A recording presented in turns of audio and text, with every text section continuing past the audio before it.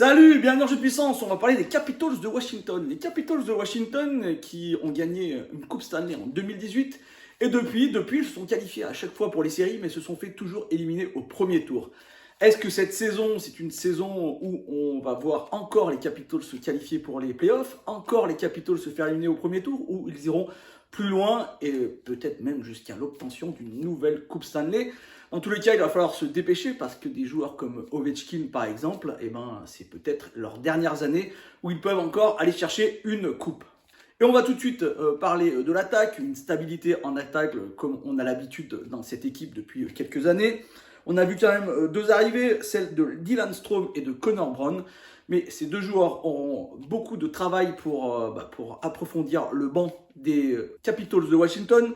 Car il y a deux joueurs en attaque qui sont blessés, deux joueurs très importants de l'attaque des Capitals qui sont blessés. Il y a Niklas Backstrom qui est blessé après une opération à la hanche. On ne sait pas quand il reviendra en jeu, donc durée indéterminée pour Niklas Backstrom. Tom Wilson, lui, serait out jusqu'en septembre. C'est les ligaments du genou gauche une petite opération au ligament du genou gauche qui le laisserait hors de la patinoire. Mais en attaque, on a aussi des espoirs. On pense à un jeune joueur de 21 ans, Alexei Protas, qui a déjà joué 33 matchs avec les Capitals de Washington, 9 points pour lui, 3 buts lors de ces 33 matchs, et on le verra peut-être jouer un peu plus avec l'équipe A. L'attaque, comme vous pouvez la voir, qu'on connaît, Dylan Strome, Connor Brown viendront sûrement pallier les absences pour l'instant de Tom Wilson et Niklas Backstrom. Je sens que Niklas Backstrom avait déjà été absent l'année dernière. Ils avaient demandé à des jeunes de pallier à cette absence, ce qui avait été plutôt positif d'ailleurs, car les Capitals avaient été plutôt bons à cette époque. Sauf que Tom Wilson est un élément très important de cette attaque, un élément en défense comme en attaque. Et donc, ça va, à mon avis, poser plus de problèmes avec l'absence de Tom Wilson que celle de Niklas Backstrom.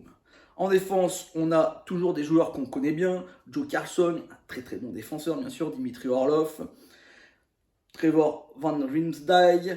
On verra aussi jouer Erik Gustafsson ou Martin Fehervary. Martin Fehervary qui a plutôt bien fait la saison dernière. Donc, une défense qu'on connaît bien, une défense assez solide d'ailleurs. Peter Laviolette est un très bon entraîneur, il sait très bien équilibrer ses équipes, et donc c'est une défense qui, à mon avis, est très correcte et nous montrera encore de belles choses.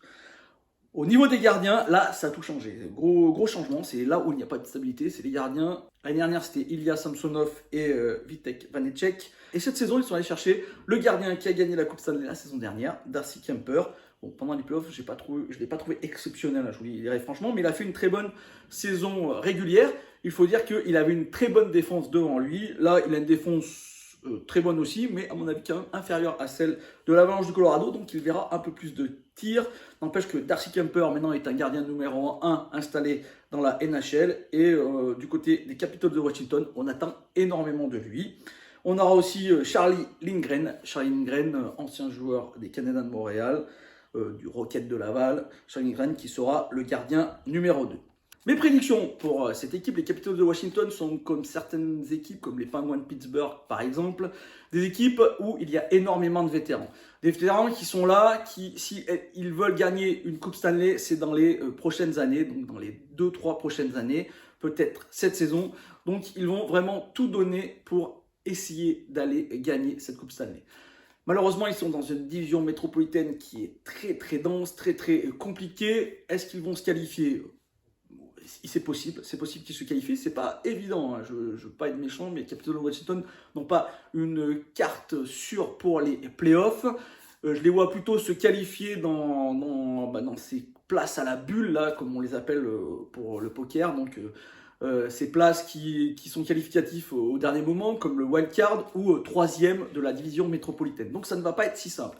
Après, aller gagner une Coupe Stanley, je pense que malheureusement, comme pour les Penguins de Pittsburgh, comme pour toutes ces équipes où il y a beaucoup de vétérans, je pense que leurs heures ont passé. Ils en ont gagné une déjà en 2018 et je pense qu'ils n'arriveront plus à en gagner. Je pense qu'Ovechkin n'arrivera plus à gagner une coupe, même s'il reste un des meilleurs joueurs de la ligue. Il n'y a qu'à voir ses stats la saison dernière. Il a encore marqué plus de 50 buts. C'est la 9e saison de suite que ce joueur marque plus de 50 buts, c'est juste incroyable. Il a fait une saison à 90 points en 77 matchs. Vous vous rendez compte, c'est vraiment énorme. 18e saison pour lui dans la NHL, mais malheureusement, ça ne sera pas suffisant, encore une fois, à mon avis, pour aller gagner une deuxième Coupe Stanley. Voilà, j'espère que cette vidéo vous a plu. Si c'est le cas, n'hésitez pas à me faire un petit like, un petit commentaire ou à la partager. Moi, je vous dis à demain, on parlera des Jets de Winnipeg.